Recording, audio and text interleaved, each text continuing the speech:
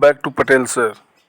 Hello दोस्तों, तो आज मैं आप लोग के सामने मध्यकालीन भारत का इतिहास लेकर आया हूँ। मेरे चैनल पे आप लोग नए हैं तो प्लीज़ मेरे चैनल को सब्सक्राइब कर लीजिए, बेल आइकन को दबाइए। वीडियो अच्छा लगे तो लाइक और शेयर जरूर कीजिएगा। तो देर किए बिना मैं शुरू करता हूँ, ठीक है। पहला सवाल है, पृथ्वीराज चौहान के विरुद्ध मोहम्मद गोरी की सहायता करने के कारण किस शासक को देशद्रोही की संज्ञा दी जाती है? तो कनौज का जयचंद। पृथ्वीराज चौहान के विरुद्ध मोहम्मद गोरी की सहायता करने के कारण किस शासक को देशद्रोही की संज्ञा दी जाती है? तो कनौज का जयचंद। कनौज का जो जयचंद था वह मोहम्मद गोरी को पृथ्वीराज चौहान के बारे में सारी जानकारी देता था, है ना, इसलिए उसे देशद्रोही कहा जाता है। आज भी जयचंद का किसी भी वैसा कृत्य कोई करता है तो उसका उदाहरण दिया जाता है। आगे बढ़ते हैं। गौर लौटते समय 15 मार्च 1206 ईस्वी को किसने मोहम्मद गोरी की हत्या कर दी? एक बार फिर से इस प्रश्न को सुनिए। गौर लौटते समय 15 मार्च 1206 ईस्वी को किसने मोहम्मद गोरी की हत्या कर दी? तो शिया विद्रोहियों ने हत्या कर दी थी। 15 मार्च 1206 ईस्वी को मोहम्मद गोरी जब गौर लौट रहा था तो उस समय शिया विद्रोहियों ने उसकी हत्या कर दी। आगे बढ़ते हैं हम लोग। कश्मीर की रानी दीक्षा का संबंध था। कश्मीर की रानी दीक्षा का संबंध किससे था? तो कारकोट वंश से। किस वंश से? कारकोट वंश से उसका संबंध था। कश्मीर की रानी जो थी दीक्षा, उसका संबंध कारकोट वंश से था, ठीक है। नेक्स्ट क्वेश्चन है ये, 1003 ईस्वी में संग्राम राज ने स्थापना की। किसकी? लोहार वंश की। लोहार वंश की स्थापना कब हुई? 1003 ईस्वी में। किसने किया? संग्राम राज ने लोहार वंश की स्थापना की। अगला प्रश्न, मोहम्मद गजनवी ने 1000 ईस्वी से 1027 ईस्वी के बीच भारत पर कितनी बार आक्रमण किए? तो इस प्रश्न का उत्तर तो सबको पता होगा, 17 बार आक्रमण किया था उसने। अगला सवाल है, अब्बासी खलीफाओं के शासन का अंत कब हुआ? अब्बासी खलीफाओं के शासन का अंत कब हुआ? तो इसके शासन का अंत 9वीं शताब्दी में हुआ था, ठीक है। नेक्स्ट क्वेश्चन, मोहम्मद गजनवी के आक्रमण के समय उत्तर भारत की राजनीति की बागडोर किसके हाथों में थी? तो मोहम्मद गजनवी जब आक्रमण किया था तो उस समय भारत की राजनीति का बागडोर राजपूतों के हाथों में थी, है ना। अगला प्रश्न है, अय्यूब रेहान मोहम्मद किस इतिहास या प्रसिद्ध लेखक का वास्तविक नाम था? तो अल-बिरूनी का नाम था अय्यूब रेहान मोहम्मद। क्या नाम था इसका? अय्यूब रेहान मोहम्मद अल-बिरूनी का नाम था। ये प्रसिद्ध लेखक भी थे, लेकिन है ना, अय्यूब रेहान मोहम्मद जो था वो अल-बिरूनी को ही कहा जाता। अल-बिरूनी का वास्तविक नाम अल-बिरूनी ही था, जिसे अय्यूब रेहान मोहम्मद के नाम से जाना जाता है, और वे एक प्रसिद्ध लेखक भी थे, ठीक है। अगला प्रश्न है, मोहम्मद गजनवी की सेना का नेतृत्व करने वाला हिंदू सेनापति था कौन? तिलक।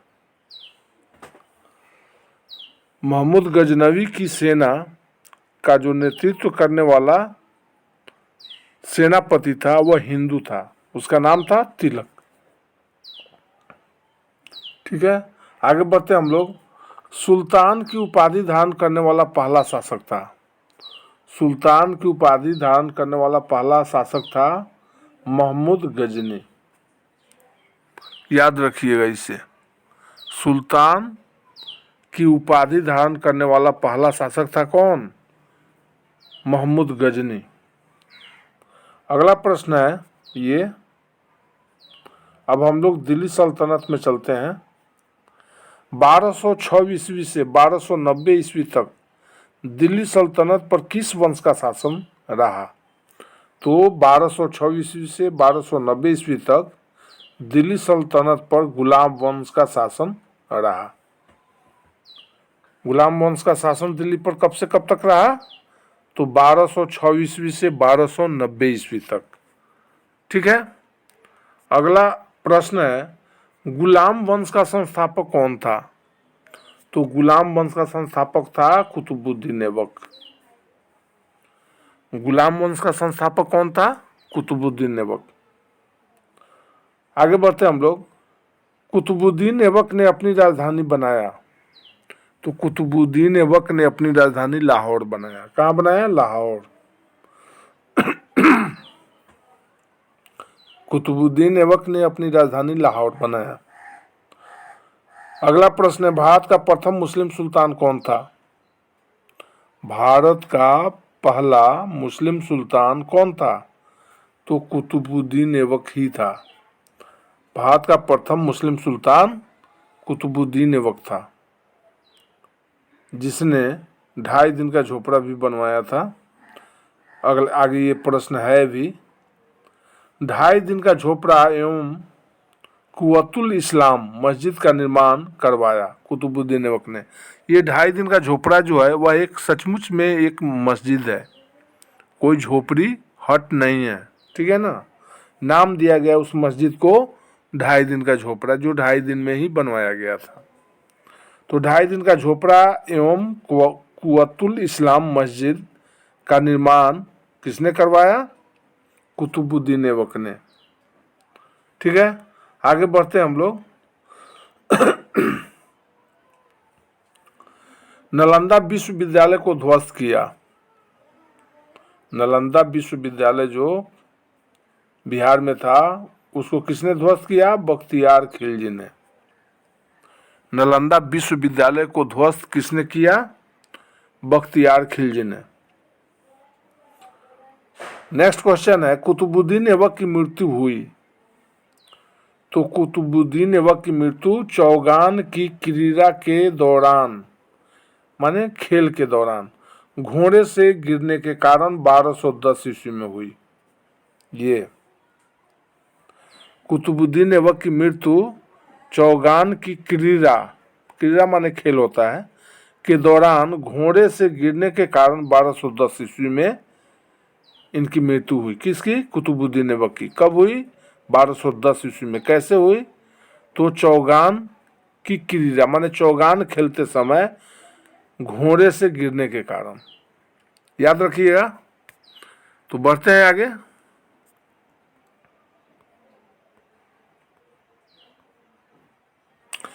कुतुबुद्दीन ऐबक के बाद कौन दिल्ली सल्तनत का शासक बना?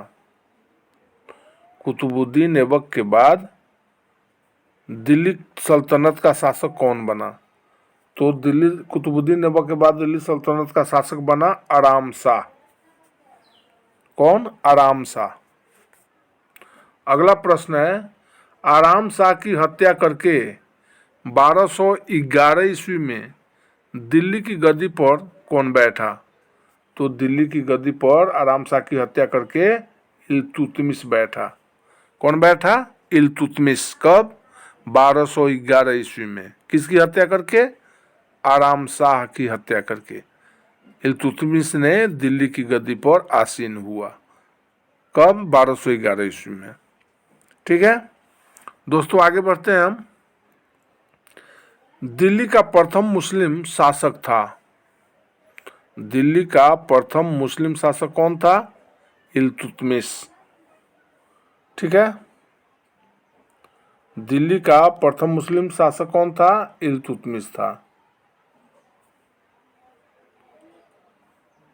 आगे बढ़ते हैं हम लोग।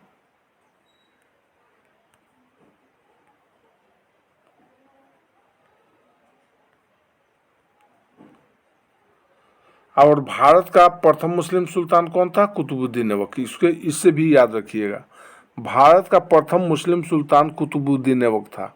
और दिल्ली का प्रथम मुस्लिम शासक कौन था? इल्तुतमिश। कुतुबुद्दीन ऐबक पूरे भारत का था प्रथम मुस्लिम शासक, और दिल्ली का प्रथम मुस्लिम शासक कौन था? इल्तुतमिश। इसे याद रखिएगा, ठीक है। नेक्स्ट क्वेश्चन है, गुलाम का गुलाम कहा जाता था किसको? गुलामों का गुलाम या गुलाम का गुलाम किसे कहा जाता था? इल्तुतमिश को ही, जो दिल्ली का प्रथम मुस्लिम शासक था। अगला प्रश्न है, इल्तुतमिश कौन था? इलबरी तुर्क था। कौन था? इलबरी तुर्क। इल्तुतमिश इलबरी तुर्क था। ये सब गुलाम वंश के थे। नेक्स्ट क्वेश्चन है, इल्तुतमिश ने लाहौर से राजधानी स्थानांतरित किया कहाँ? दिल्ली। इल्तुतमिश ने लाहौर से राजधानी स्थानांतरित कहाँ किया? दिल्ली किया। और अगला प्रश्न है, इल्तुतमिश की मृत्यु कब हुई? तो इल्तुतमिश की मृत्यु 1236 ईस्वी में हुई। इल्तुतमिश की मृत्यु कब हुई? 1236 ईस्वी में, ठीक है। अगला प्रश्न, दिल्ली सल्तनत पर शासन करने वाला एकमात्र महिला रजिया सुल्तान किसकी पुत्री थी? तो दिल्ली सल्तनत पर शासन करने वाली एकमात्र महिला जिसका नाम रजिया सुल्तान था, वह इल्तुतमिश की ही बेटी थी। किसकी बेटी थी? इल्तुतमिश की, ठीक है ना। तो आगे बढ़ते हैं हम लोग।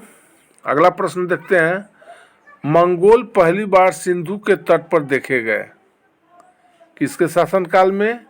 तो इल्तुतमिश के ही शासनकाल में।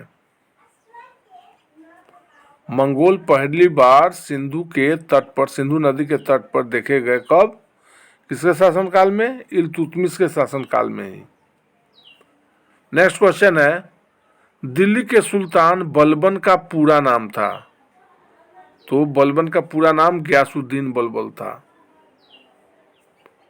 बलबन, दिल्ली के सुल्तान बलबन का पूरा नाम क्या था? गयासुद्दीन बलबन, ठीक है। नेक्स्ट क्वेश्चन है, दिल्ली का वह सुल्तान जिसके विषय में कहा गया है कि उसने रक्त एवं लौह की नीति अपनाई थी? तो वह सुल्तान कौन था? बलबन ही था, जिसके बारे में कहा गया कि बलबन ने रक्त एवं लौह की नीति अपनाई, ठीक है ना। बढ़े आगे। तो अगला प्रश्न है, बलबन ने कौन सी पदवी धारण की थी? तो बलबन ने जिले इलाही की पदवी धारण की। बलबन ने, याद रखिएगा, पूछता है पदवी के बारे में। बलबन ने जिले इलाही की पदवी धारण की थी, ठीक है। अगला प्रश्न, नौरोज प्रथा का आरंभ किया था? नौरोज प्रथा बलबन ने, नौरोज प्रथा का आरंभ किसने किया था? बलबन ने ही किया था। नौरोज प्रथा की शुरुआत बलबन ने ही किया था, है ना। नेक्स्ट क्वेश्चन है, बलबन का वास्तविक नाम क्या था? तो बलबन का वास्तविक नाम था बहाउद्दीन। क्या नाम था? बहाउद्दीन। बलबन का वास्तविक नाम था बहाउद्दीन, याद रखिएगा। नेक्स्ट क्वेश्चन है, सिजदा एवं पाबोस प्रथा की शुरुआत की? सिजदा एवं पाबोस प्रथा की शुरुआत बलबन ने ही की थी। सिजदा एवं पाबोस प्रथा की शुरुआत बलबन ने ही की थी, ठीक है ना। और बलबन का वास्तविक नाम क्या था? बहाउद्दीन था। और बलबन ने कौन सी पदवी धारण की थी? तो जिले इलाही की। उसने, बलबन ने कौन सी नीति अपनाई थी? तो रक्त और लौह की नीति अपनाई थी, ठीक है। आगे बढ़ते हैं हम लोग। नसरुद्दीन मोहम्मद ने बलबन को कौन सी उपाधि प्रदान की थी? उल्गू खान। बलबन को नसरुद्दीन मोहम्मद ने कौन सी उपाधि प्रदान की थी? उल्गू खान की उपाधि, उल्गू खान। ठीक है। अगला प्रश्न है, बलबन ने दीवाने आरिज के पद पर किसे नियुक्त किया? तो बलबन ने दीवाने आरिज के पद पर इमाद उल मुल्क को नियुक्त किया था। इमाद उल मुल्क। बलबन ने दीवान ए आरिज के पद पर इमाद उल मुल्क को नियुक्त किया था। ठीक है दोस्तों, बढ़े आगे। अगला प्रश्न लेते हैं, गुलाम वंश से ही है। गुलाम वंश का अंतिम शासक कौन था? तो पहला शासक जिसने गुलाम वंश की स्थापना की, कुतुबुद्दीन ऐबक ने। और अंतिम शासक, किसी भी वंश के बारे में पहला शासक और अंतिम शासक के बारे में जरूर पूछा जाता है, तो इसे भी याद रख लेना है। गुलाम वंश का अंतिम शासक था शमुद्दीन कैमूर्स। कौन था? गुलाम वंश का अंतिम शासक था शमुद्दीन कैमूर्स। ठीक है ना। आगे बढ़ते हैं हम लोग। जलालुद्दीन खिलजी ने दिल्ली सल्तनत पर शासन के लिए एक नए खिलजी वंश की स्थापना किस वर्ष की थी? तो 1290 ईस्वी में की थी। कब? 1290 ईस्वी में जलालुद्दीन खिलजी ने दिल्ली सल्तनत पर शासन करने के लिए एक नए खिलजी वंश की स्थापना की।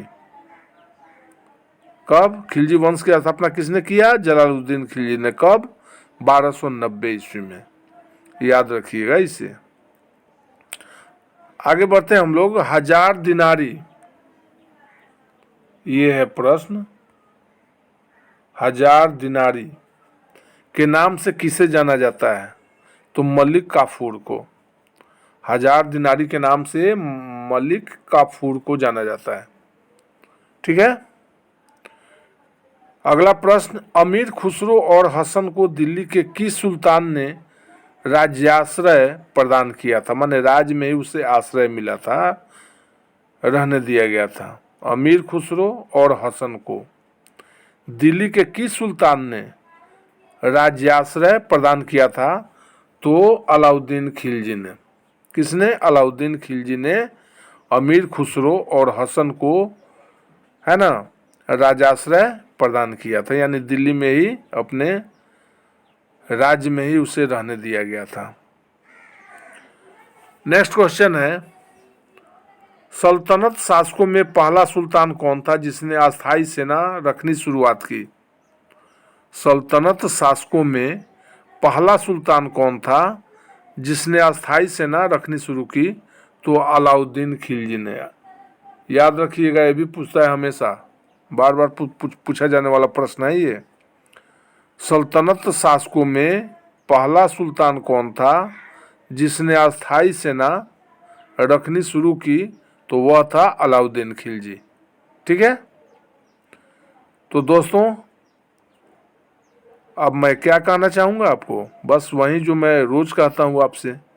अगर मेरे चैनल पे आप नए हैं तो प्लीज़ मेरे चैनल को सब्सक्राइब करते जाइए, है ना। वीडियो को लाइक शेयर ज़रूर कीजिए और कमेंट भी करना मत भूलिए। मिलते हैं अगले वीडियो में। ठीक है।